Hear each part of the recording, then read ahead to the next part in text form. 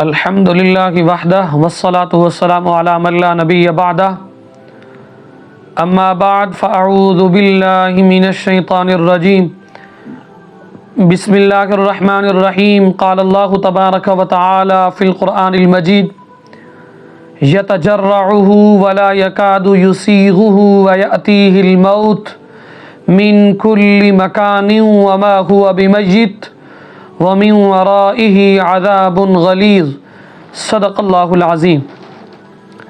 عزیزان من، رمضان المبارک اپنے اختتام کی طرف گامزن ہے۔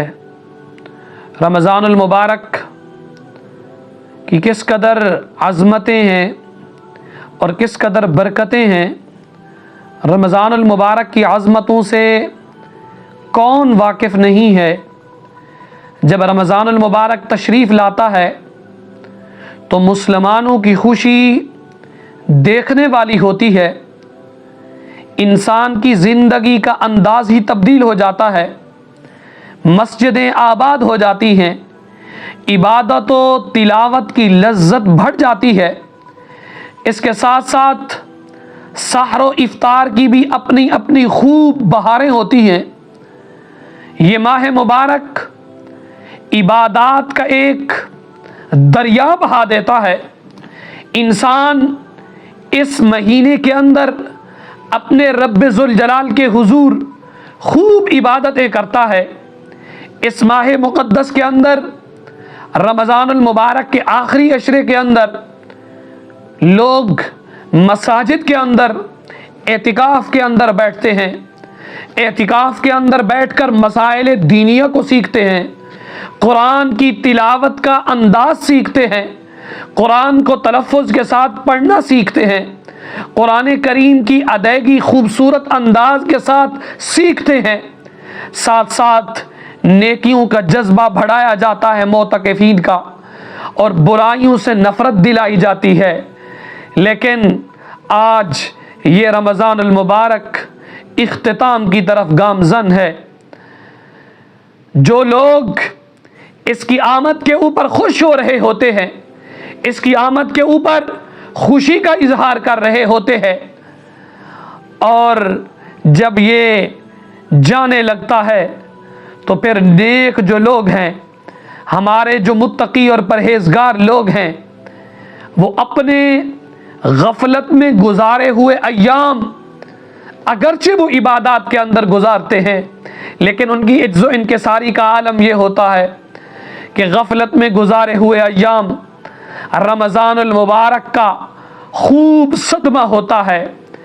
جو رمضان المبارک کے ایام غفلت کے اندر گزرے، ان کی پریشانی لاحق ہوتی ہے، اپنی عبادتوں کی سستیاں یاد آتی ہیں، دل پر ایک خوف سا چھا جاتا ہے، کہیں ایسا نہ ہو کہ ہماری کوتاہیوں پر رب ذوالجلال ناراض ہو جائے۔ حالانکہ رب ذوالجلال کی بے پایاں رحمتوں پر ٹک ٹکی بھی لگی ہوتی ہے۔ خوف و رجا یعنی ڈر اور امید کی ملی جلی کیفیات ہوتی ہیں۔ کبھی رحمتوں کی امید پر دل کی مرجھائی ہوئی کلی کھل اٹھتی ہے اور چہرے پر تازگی کے آثار نمایاں ہو جاتے ہیں، تو کبھی تو خوف خدا کا غلبہ ہو جاتا ہے تو دل غم کے اندر ڈوب جاتا ہے، چہرے پر اداسی چھا جاتی ہے اور آنکھوں سے آنسو جاری ہو جاتے ہیں۔ یاد رکھنا، جو انسان اپنی عبادات رمضان المبارک کے اندر بہترین انداز کے ساتھ بھی گزارتا ہے، جب رمضان الوداع ہوتا ہے، رمضان رخصت ہوتا ہے، رمضان کی تشریف آوری پر تو وہ خوش ہوا ہوتا ہے، لیکن وہ اللہ کا بندہ رمضان المبارک کے رخصت ہونے پر پریشان ہوتا ہے۔ اور اسی طرح عاشقان مصطفیٰ کے اندر یہی کیفیت ہوتی ہے، چہرے کے اوپر یہی آثار ہوتے ہیں اور زبان پر یہی الفاظ ہوتے ہیں اور یہی کہتے ہوئے نظر آتے ہیں کہ اگلے سال رمضان المبارک نے تو ضرور تشریف لانا ہے، کیا پتہ اللہ ہمیں رمضان المبارک دوبارہ زندگی میں نصیب بھی فرماتا ہے یا نہیں فرماتا۔ تو عزیزان من، یہ رمضان المبارک کی بہاریں بڑی عظیم بہاریں ہیں۔ اس کے اندر نیکیوں کا ایک موسم بڑا عظیم موسم ہوتا ہے، انسان کے لیے ایک بخشش کا سامان ہوتا ہے۔ اگر انسان اس کے اندر عبادت کرے تو اپنی بخشش کروا سکتا ہے، لیکن جو عاشقان مصطفیٰ ہوتے ہیں، جو حضور کے غلام ہوتے ہیں، ان کے دلوں کے اندر تو ہر وقت یہی خواہش اور یہی تڑپ ہوتی ہے کہ رب ذوالجلال ہماری انہی عبادات کو قبول فرمائے۔ اور ہمارے اسلاف کا بھی یہی طریقہ کار تھا، رمضان المبارک کے آنے سے پہلے 6 مہینے تک وہ دعا کیا کرتے تھے، مولا ہمیں رمضان المبارک نصیب فرما۔ جب رمضان المبارک آ جاتا، رمضان المبارک کے اندر عبادتیں کر لیتے، پھر اللہ کی بارگاہ کے اندر 6 مہینے اگلے پھر اللہ کی بارگاہ کے اندر دعا کرتے رہتے، مولا جو رمضان المبارک کے اندر عبادتیں کی ہیں مولا انہیں قبول بھی فرما۔ تو آئیے میں آپ کو ایک عظیم واقعہ سناتا ہوں۔ روض الفائق کے اندر یہ روایت اور یہ حکایت موجود ہے۔ حضرت سیدنا محمد بن ابو فرد رحمۃ اللہ تعالی علیہ آپ فرماتے ہیں، مجھے ماہ رمضان المبارک کے اندر ایک کنیز، ایک لونڈی کی ضرورت پڑی جو ہمیں کھانا تیار کر کے دے۔ میں نے بازار میں کنیز کو دیکھا، رمضان المبارک کی آخری رات تھی، میں نے اس کنیز کو بازار میں دیکھا، اس کا چہرہ زرد یعنی پیلا اور بدن کمزور اور جلد خشک تھی۔ میں اس پر ترس کھاتے ہوئے اسے خرید کر گھر لے آیا اور کہا برتن پکڑو اور رمضان المبارک کی ضروری اشیاء کی خریداری کے لیے میرے ساتھ بازار چلو۔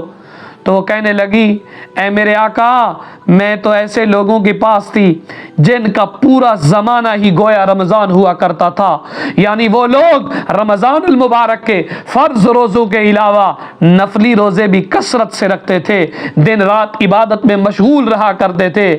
حضرت سیدنا محمد بن ابو فرج کہتے ہیں، اس کی یہ بات سن کر میں نے اندازہ لگایا کہ یہ ضرور اللہ کی نیک بندی ہوگی۔ ماشاءاللہ ماہ رمضان المبارک کے اندر وہ ساری رات عبادت کرتی رہی، اور جب آخری رات آئی تو میں نے اسے کہا آئیے عید کی ضروری اشیاء خریدنے کے لیے میرے ساتھ بازار کے اندر چلو۔ تو وہ کنیز کہنے لگی، پوچھنے لگی، اے میرے آقا اتنا تو بتاؤ، کیا تم بازار میں جو جا رہے ہو عام لوگوں کی ضروریات خریدیں گے یا خاص لوگوں کی ضروریات خریدیں گے؟ میں نے اس سے کہا اپنی اس بات کی وضاحت تو کرو، کیا کہنا چاہتی ہو؟ کہنے لگی عام لوگوں کی ضروریات تو عید کے مشہور کھانے ہیں، جبکہ خاص لوگوں کی ضروریات مخلوق سے کنارہ کش ہونا ہے، عبادات کے لیے فارغ ہونا ہے، نوافل کے ذریعے اللہ کا قرب حاصل کرنا ہے، اور اللہ کی بارگاہ کے اندر عجز و انکساری کا اظہار ہے۔ یہ سن کر کہا، اے کنیز میری مراد تو کھانے کی ضروری اشیاء ہیں۔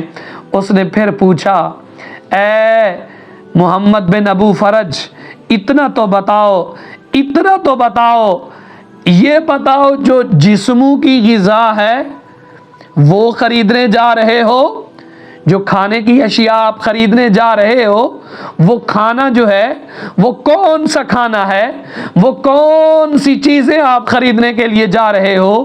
کیا وہ جسموں کی غذا ہے یا دلوں کی غذا ہے؟ میں نے کہا اپنی بات کی وضاحت کرو۔ اس نے کہا جسموں کی غذا تو کھانا پینا ہے، جبکہ دلوں کی غذا گناہ چھوڑنا ہے اور اپنے عیوب دور کرنا ہے، محبوب کے دیدار سے لطف اندوز ہونا ہے اور مقصود کے حصول پر راضی ہونا ہے۔ لیکن یہ چیزیں حاصل کرنے کے لیے خشوع، پرہیزگاری، ترک تکبر، مالک و مولا جل وعلا کی طرف رجوع کرنا مقصود ہے، اپنے ظاہر و باطن کو پاک صاف کرنا ہے۔ پھر سیدنا حضرت محمد بن ابو فرج کہتے ہیں وہ کھڑی ہو گئی، بات کرتے کرتے نماز پڑھنے لگی، پہلی رکعت پڑھتی ہے، پہلی رکعت کے اندر سورۃ البقرہ پڑھ دیتی ہے، پھر سورہ آل عمران کو شروع کر دیتی ہے، ایک سورت ختم کر کے دوسری شروع کر دیتی ہے، کرتے کرتے سورہ ابراہیم تک پہنچتی ہے۔ سورہ ابراہیم کی آیت نمبر 17 کی جب تلاوت کرتی ہے، جس کے الفاظ یہ ہیں یتجرعہ ولا یکاد یسیغہ ویأتیہ الموت من کل مکان وما هو بمیت ومن ورائہ عذاب غلیظ۔